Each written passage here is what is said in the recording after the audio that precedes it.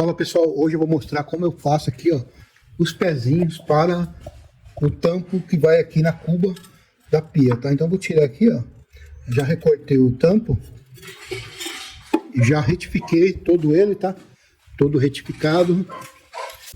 Então pessoal, eu recortei aqui, ó, 4 pedaços, tá? Quadrados do mesmo tamanho. Que eles vão ser colados desse jeito aqui.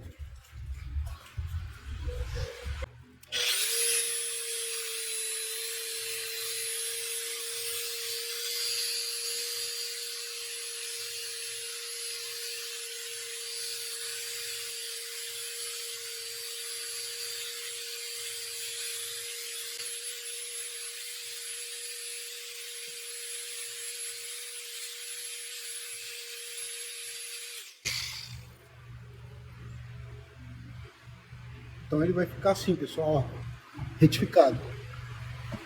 Eu vou retificar os outros 3 e já mostro para vocês colando aqui.